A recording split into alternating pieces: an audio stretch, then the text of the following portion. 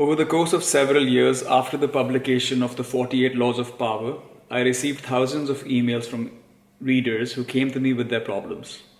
I was also approached by hundreds of people who wanted one-on-one consulting for their problems. After much deep thinking about these experiences and my own experiences with the people I knew, I came to the following conclusion. We humans have a dirty little secret. It's a secret that has nothing to do with sex lives or fantasies or anything as exciting as that. Rather, the secret is that all of us to some degree are in pain. It's a pain that we don't discuss or even understand. The source of this pain is other people. What I mean is our often disappointing, superficial, unsatisfactory relationships with people. This comes in the form of relationships and connections that aren't deep between us and those whom we consider our friends, leading to a lot of loneliness. It comes in the form of bad choices for associates and partners, leading to all the struggle and messy breakups. It comes from letting some toxic narcissists into our life, leading to all kinds of emotional trauma that can take years to get over, if we ever do. And it also comes from our inability to persuade, to move people, to influence them, to get them interested in our ideas, generating feelings of frustration and anger. We are deeply social animals, and having dysfunctional social relationships leads to all kinds of problems. It leads to depression, it leads to recurring obsessive thoughts, to the inability to focus on our work, to eating disorders, to even physical diseases such as heart disease. We only see the surface phenomenon, the loneliness or the depression or physical ailment. We don't see the underlying source, and sometimes we're not even aware that we suffer from loneliness. In 2012, when I was writing Mastery, I decided what I really wanted to do next was to write a book that would help people deal with and overcome this very deep pain that I felt a lot of my leaders were expressing to me.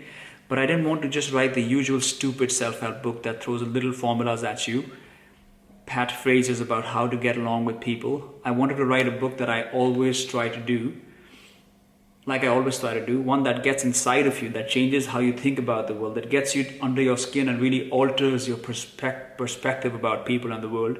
And so with that modest goal in mind, I asked myself a question like I always do when I write a book. What is the source of this pain, of this problem? The obvious answer is that we are generally very poor observers of people around us. We are poor listeners. We've become so self-obsessed, self-absorbed with our smartphones and our technology. We're not paying attention.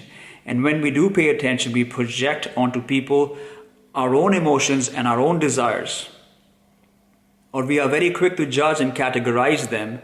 That person's good, that person's evil, that person's likable, that person's not likable. Seeing just a small portion of who people are, we naturally misunderstand and misjudge them, leading to all kinds of problems, to bad decisions, to bad strategies. And so if that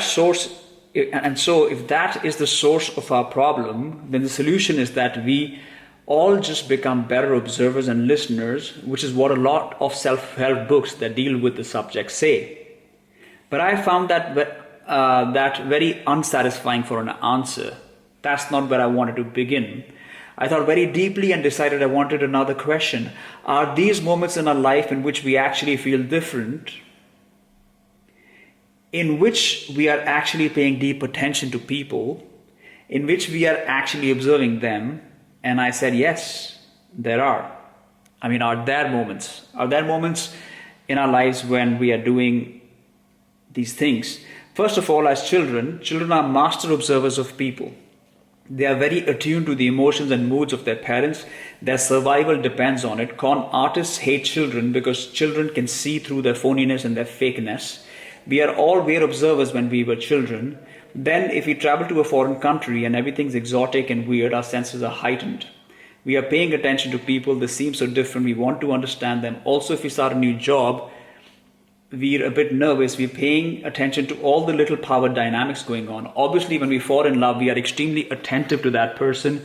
We are picking out every little sign and detail that they're emitting about whether they're like us, who they are, and what their character is like. And finally, strangely enough, if we ever read a good novel or see a great movie, we are fascinated by the character someone has created, and we want to get inside of their world. What do all these experiences have in common? In these moments, our desire is engaged. We are excited, we are curious, we feel the need to pay attention to people. Our survival could depend on it. And when we're excited and curious and we feel the necessity, suddenly our eyes come to life. We're watching, we're observing, we're getting inside people. And in these moments, there's less of our ego. We are getting outside of ourselves and into the world of other people. Normally, we don't feel that way. We actually have low interest in the people around us. I hate to say that, but it's true. The people we deal with every day, they're too familiar to us. They don't seem exciting. We feel that our thoughts and our own world is more interesting than theirs. We have our own needs and our own problems to deal with. So I decided, what if I could write a book that would bring back to those positions you had in those moments? What if I could make you feel like a child again? What if I could make you feel like those moments when you were in love, or when you were traveling to a foreign country, or when you were excited and curious and really wanted to probe inside the minds of other people around you? That would change everything. You wouldn't have to suddenly imagine you're a better listener or an observer. You would become a better listener and observer. So how do I create this kind of magic? By taking you as a reader and leading you deep inside the inner worlds of the people around you, by making you see what their fantasies are, what their lives are like forms of the inside. What their lives are like from the inside. It's my contention that the people you deal with are a lot more interesting and complicated and weird than you imagine. You think that you have to travel to some foreign region like Bali or some interesting movie to find people interesting.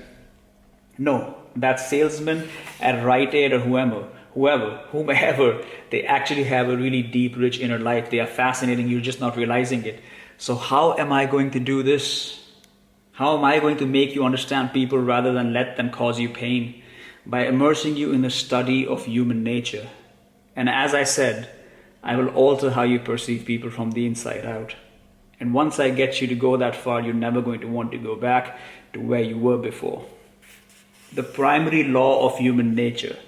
Let us start with the primary law of human nature. If I had to say what the primary law of human nature is, it is to deny that we have human nature, to deny that we are subject to these forces. We think, I'm not irrational, I'm not aggressive, I don't feel envy, I'm not a narcissist. It's always the other side. It's the Republicans, it's the Spartans, it's the Ethiopians, they're the ones who are irrational and aggressive. Me? No. The truth is we are all evolved from the same source, from the small number of people. Our brains are basically the same. We are wired in a similar way. We experience the world emotionally the same way the hunter-gatherers experience the world. Very little has changed in that sense. So if we all come from the same source, why would it be only a small number of people that are aggressive or irrational? We are all the same. Daily law. Accept the nature you share with others. Stop separating yourself out as special or superior. And don't say you don't do it. Just thought I'd read an intercept from this beautiful book, The Daily Laws by Robert Greene. Maybe the best non-fiction author in the world. I think he is fantastic. He's written books like Mastery, The 48 Laws of Power, the book Laws of Human Nature, The 33 Strategies of War. Pretty bad book. So yeah, he's my favorite author, and this is the book I have been reading for the past 10 odd days. Reading it very slowly. It's called 366 Laws. In this book, he has taken into a kind of a tally all the other books he's written, and he's written one law for every single day. So for example, on May 15th, you will find a certain law which says although we often view other people's action in the most cynical light, we rarely see the Machiavellian element of a gift, which quite often hides ulterior motives. Another law, judge your enemies carefully, looking at their past patterns. Sometimes it is best to convert them into an ally and neutralize them, but with others it only pays to be merciless and crush them in totality. It is always a good idea to become friends with your enemy again, because your friends have nothing to prove to you. Your friends will feel envy towards you, but an enemy has something to prove to you. So if you make 2 steps towards them, they are likely to come back and want to repay your gratitude.